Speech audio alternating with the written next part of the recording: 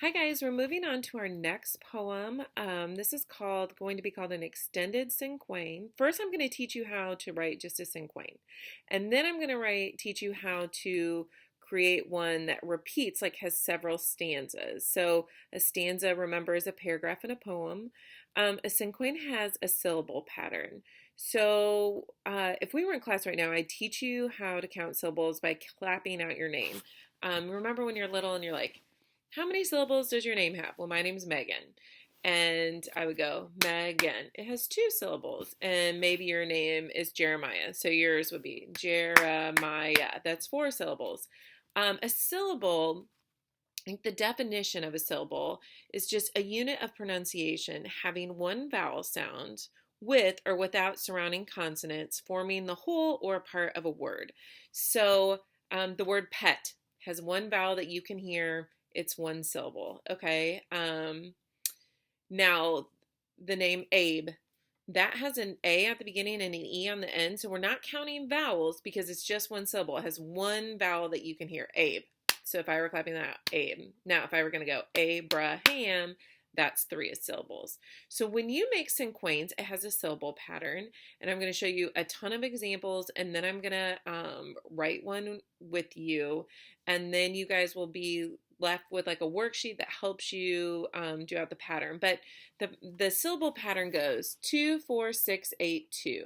So there's 5 lines, and then it's 2 syllables, 4 syllables, 6 syllables, 8 syllables, and then the last line has 2 syllables again. It can literally be about whatever you want. The one that I wrote for our class example, because we're supposed to come up with one as a class, is called Quarantine, huh? Because that's what has been on my brain lately.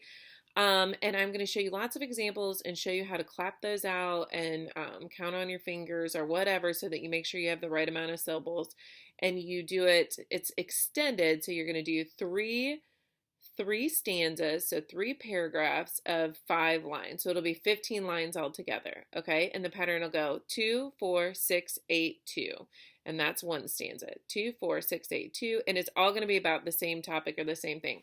I had a kid do a really clever one last year, and it was like about fast food, and it like described his favorite meal. So like the first stanza was about hamburgers, the second stanza described French fries, and the third stanza described like a fountain soda.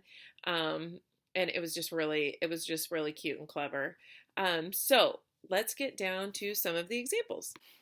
Okay, this is a cinquain.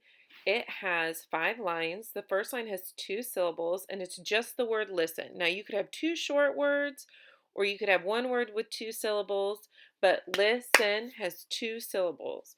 The next line is supposed to have 4 syllables. This line actually has 4 words with just 1 syllable apiece. So it's with faint, dry sound. So that's 4 syllables. The next line has 6 syllables, and it's like steps of passing goes. So passing has 2. It's actually only 5 words, but passing has 2 syllables in it. So it comes up to 6 syllables for line 3. And then line 4 has 8 syllables. The leaves, frost, Chris, break from the tree. And again, that's 8 syllables. And then the last line goes back to only 2 syllables, and fall. Now, this is an example of a cinquain, but we're going to do this 3 times. Our poem is going to be 3 times the length because we're going to have 3 stanzas with 5 lines each. Okay, so here's an example of an extended cinquain. Notice it's 5 lines in each stanza following the 2, 4, 6, 8, 2 pattern of the cinquain, but it's long. It's 6 stanzas. So yours is only going to be half as long. If you want, you could always write it longer if you want. Just make sure you're following the pattern of the cinquain. Okay, so this one's kind of interesting because she chops some of the lines up to finish on the next line, but she's following the syllable pattern. So this is called bus stop. If I didn't live where I live, look where I did, stand where I stood when you saw me standing there, would we have ever known each other's breath? If it had been a no instead of yes, would we ever have exchanged words? Is it now or never? Paths are destined. Miss your stop too? Late can't happen? I guess I don't know because it's not that way, but scary to wonder all of this. Me and you. Maybe I missed my first stop, and you are the never supposed to be being in the flesh right next to me, filling the puzzle of my life with the pieces only you held. Now, notice she used punctuation and commas to kind of help it make sense. But I thought this was really cool because it was just kind of thoughts coming out, but she had chopped it up into the syllable pattern of the Cinquain. Okay, so you are going to attempt this, but first I'm going to show you an example that I wrote. Okay, if we were in class, we'd write one together. So I just real quickly threw one together. Not a lot of thought. It took me like 4 minutes. The topic was quarantine because we're at stay at home. We just found out today that we are not going back to school this year, which makes me really sad, but we need to continue learning because we can't just miss 3 months of learning. So this is what my topic is about. My first line was COVID. That's 2 syllables. And then my next line was corona flu. Corona flu. That's 4 syllables. Keeps me stuck at home. 6 syllables. Missing my students and friends. That's 8 syllables. Missing my students and friends. Missing my students and friends. Ooh, that's only 7 syllables. Oh, you know what? I didn't write it right. So this is why you got to double check. My original line said missing my students and my friends. So that's the 8 syllables. That's why you got to check before you publish. And then the last line is praying.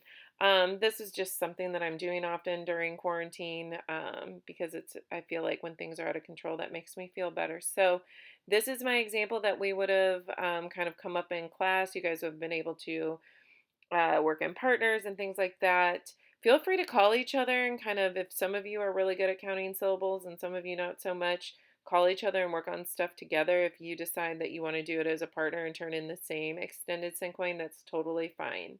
Remember, you don't have to do the worksheets. If you email me and ask me, I'm going to know you didn't listen to this video.